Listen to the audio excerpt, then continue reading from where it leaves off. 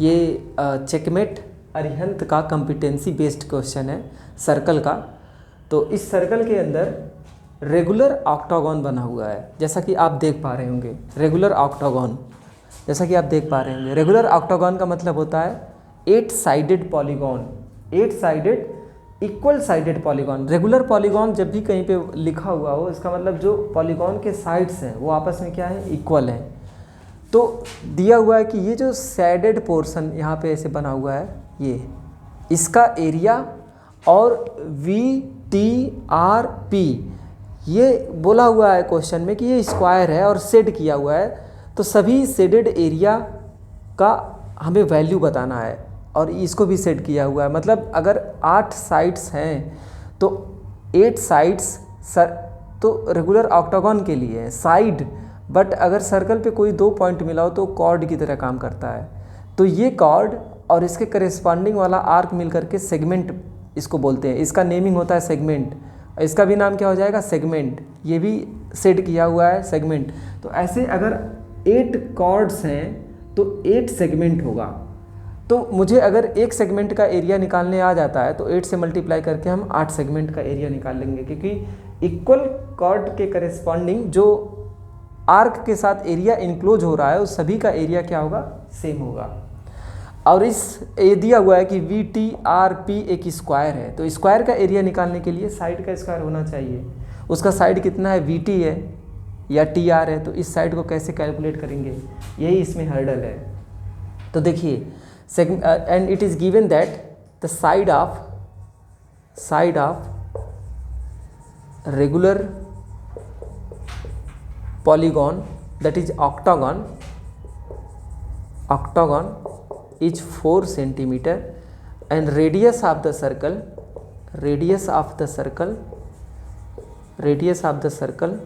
is 7 centimeter। तो देखो सबसे पहले क्या करो तुम, V को इस U से सेंटर से मिलाओ, सर्कल के सेंटर से। और तुम जानते हो कि ये VU जो है, जो ऑक्टागन का साइड है, एट द सेम टाइम वो VU क्या है, सर्कल का कॉर्ड भी है। और ये UT क्या है, ऑक्टागन का साइड है, at the same time UT क्या है, सर्कल का कॉर्ड है। तो अगर ये रेगुलर पॉलीगॉन है तो ये साइड लेंथ इस साइड लेंथ के बराबर होगा। तो क्लास 9th में तुमने पढ़ा होगा कि equal cord subtend equal angle at the centre they subtend equal angle. तो ये वाला कॉर्ड भी अगर मैं इस पे ज्वाइन कर दूं तो एक कॉर्ड ने थीटा एंगल सबटेंड किया, दूसरे कॉर्ड ने अगेन थीटा एंगल सबटेंड करना है। ऐसे टोटल 8 कॉर्ड्स हैं, तो टोटल कुल कितने एंगल सबटेंड हो जाएंगे, 8 थीटा। और एक सेंटर के अराउंड टोटल एंगल की वैल्यू कितना होता है, 360 डिग्री। तो एक थीटा की वैल्यू कितना आ जाएगा, 45 डिग्री आ जाएगा। थीटा की वैल्यू 45 डिग्री आ जाएगा। अगर इस थीटा की वैल्यू 45 डिग्री है और इस थीटा की वैल्यू 45 डिग्री है तो ये पूरा कितना हो गया, 90 डिग्री हो गया, 90 डिग्री हो गया। तो अगर मैं देखूं इस स्क्वायर में VOT एक राइट एंगल ट्रायंगल बन गया।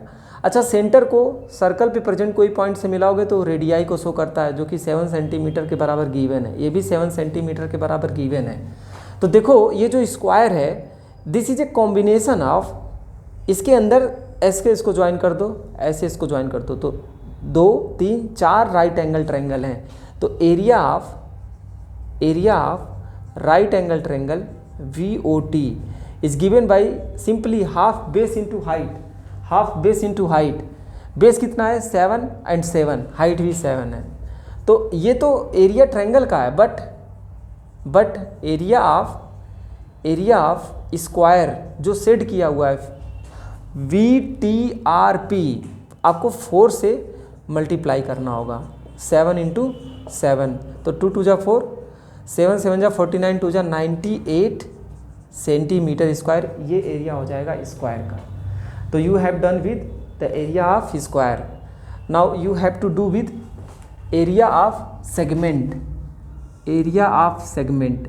इस सेगमेंट का एरिया निकालने के लिए पहले सेक्टर का एरिया लिखो।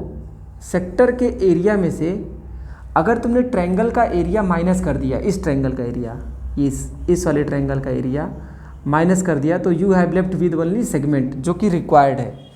तो एरिया ऑफ सेगमेंट, एक सेगमेंट का area of segment is given by sector का एरिया।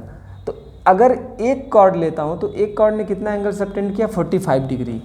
तो 45 degree divided by 360 out of, तो एरिया के मामले में क्या होता है, 2 पाई आर नहीं होता है, पाई आर स्क्वायर होता है। तो पाई आर स्क्वायर, रेडियाई कितना है जी 7, ये तो दिया हुआ है 7 है, तो 7 स्क्वायर, ये हो गया सेक्टर का area. But we don't require the area of sector, we require area of segment. तो आपको ये एरिया क्या करना होगा, रिमूव करना होगा। ट्रायंगल VOU का एरिया रिमूव करना होगा, एरिया VOU। अब देखो कुछ लोग क्या करते हैं ना, जो बुक में दिया हुआ formula half sine theta cos theta R square, वो यहाँ पे यूज मत करो। उसको यूज इसलिए नहीं करना है, कुछ एनालिसिस करना होता है, कुछ ऑब्जर्वेशन करना होता है। जो ट्रायंगल है, अगर कुछ स्पेशल ट्रायंगल है, जैसे यहाँ पे राइट एंगल ट्रायंगल था तो हाफ बेस इंटू हाइट लगा दिया। आइसोसेलेस ट्रायंगल है तो उसमें भी कुछ इस तरह से यूज कर सकते हो। जैसे ये 7 और ये भी क्या है 7 है, तो ये आइसोसेलेस ट्रायंगल है। और आइसोसेलेस ट्रायंगल में क्या होता है कि जैसे मान लो ये आइसोसेलेस ट्रायंगल है, ये साइड और ये साइड लेंथ अगर इक्वल है, लेट कर लिया कि ये 7 है और ये साइड लेंथ पता नहीं है, लेकिन अगर तुम यहाँ से जो दोनों इक्वल साइड्स हैं वहाँ से अगर तुम परपेंडिकुलर ड्रॉप करते हो तो ये परपेंडिकुलर फारस्योर मिड पॉइंट को आकर के हिट करता है, मिड पॉइंट को आकर के हिट करता है। और ये क्या है, बेस है, सपोज करो बेस। तो इसका एरिया क्या लिख पाओगे, area half base is B and height is this H। तो वैसे ही यहाँ से इसके सेंटर से अगर तुम परपेंडिकुलर ड्रॉप करते हो इस बेस पर, तो तुम सर्कल के थ्योरम से भी बोल सकते हो कि सर्कल के सेंटर से अगर कॉर्ड पे परपेंडिकुलर ड्रॉप किया जाता है तो वो कॉर्ड जो होता है बाइसेक्ट हो जाता है। अगर कॉर्ड की लेंथ 4 सेंटीमीटर दिया हुआ है तो ये 2 सेंटीमीटर हो जाएगा, ये 7 सेंटीमीटर है। तो इसका एरिया क्या लिखोगे, इसका एरिया लिखोगे, ये देखो कितनी बार से जाएगा 45 8 टाइम्स 1/8 इंटू पाई इज 22/7 हो जाएगा 7 into 7 minus area of triangle VOU half into base, base कितना है जी 2 + 2 that is 4 into height, height कितना है, ये वाला हाइट है। ये हाइट कैसे आएगा, पाइथागोरस थ्योरम से। पाइथागोरस थ्योरम इस ट्रायंगल में लगाओ तो ये हाइट आ जाएगा √7 square minus 2 square, √7 square minus 2 square.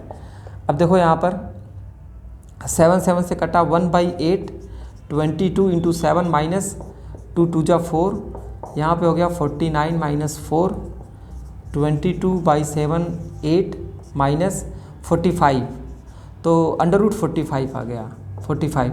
ये रहा एक सेगमेंट का एरिया।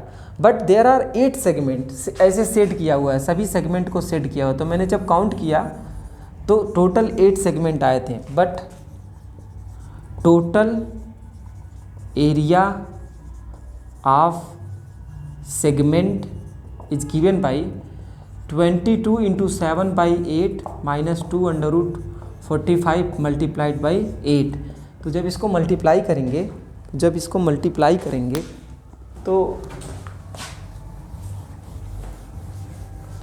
कितना आ जाएगा, 8 से मल्टीप्लाई करोगे यहाँ पे तो 22 इंटू 7 आ जाएगा माइनस 8 2 जा 16 इंटू इस 45 का हो जाएगा 3/5।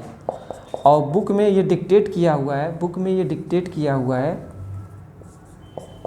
कि √5 की वैल्यू 2.2 ऑलमोस्ट है।